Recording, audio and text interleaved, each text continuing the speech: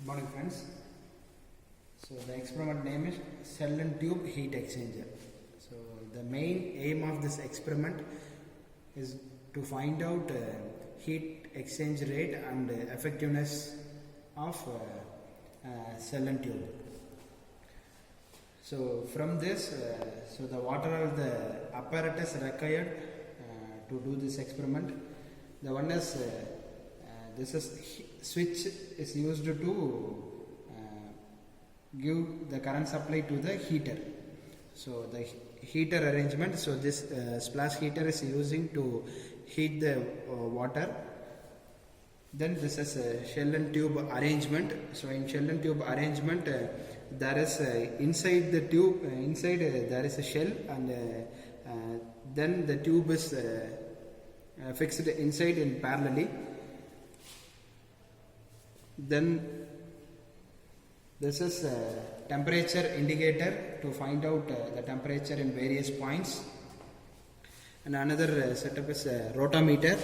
So this is a cold water rotameter, and this is hot water rotameter to find out the flow rate of water. And one more equipment is required for stopwatch. So stopwatch is used to take the reading after every 5 minutes. We need to take the reading, so that purpose the stopwatch is using.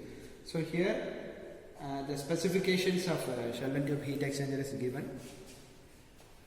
So from this, inside the cell there is a tube. That tube is having a copper material. Then inside the tube the hot water is flowing, then the cold water is flowing in the shell.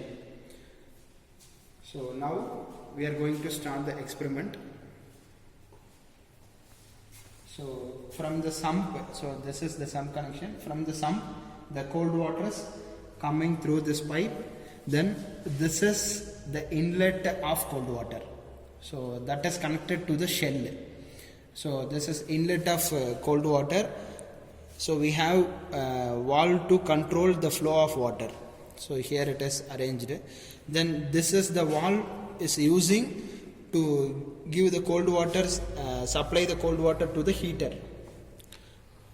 So this is the arrangement of heater. So this is inlet of heater. Then this is the outlet of the heater. So once the water comes inside, the water gets heated by using current supply, and inside there is a heater. And then after that, the hot water is coming out of this heater, and it is sending to the shell and tube arrangement. This is inside there is a tube. It is the inlet of hot water. Then this arrangement, so the hot water is flowing in this direction. Then inside there is a tube in parallel conditions. From this is outlet of the hot water. So this outlet of the hot water pipe is coming to the rotameter. So this is the rotameter is using to find out hot water flow rate. Then after the rotameter, the water is sending to the sump. So this is, and then this is cold water inlet. That cold water inlet is flowing over the tube. Then the water gets exchange the heat. Then after that, this is the outlet of cold water. This outlet of cold water is sending to the outlet rotameter, which means cold water rotameter. The valve should be open. Then we can find out water flow rate by using this cold water rotameter. Then after the rotameter, the water is sending to the sump. So in this case, you have to switch on the heater. Then the heater is getting on. Then the water is getting heated. So we have thermocouple arrangements.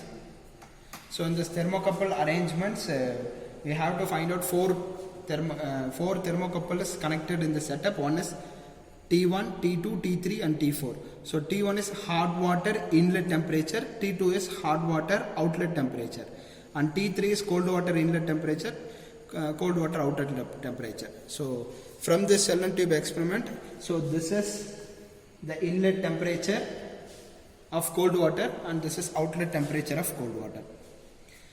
And here there is a thermocouple connected in the hot water inlet and outlet temperature of hot water. Thermocouple is fixed in the outlet pipe. So during the experiment, you have to take the reading of all the 4 temperatures. So every 5 minutes you can take the reading by using stopwatch. So once it is getting steady state, the steady state means the previous value and current value should be less than 3.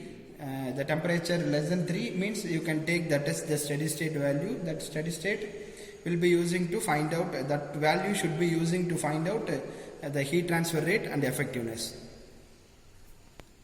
Thank you.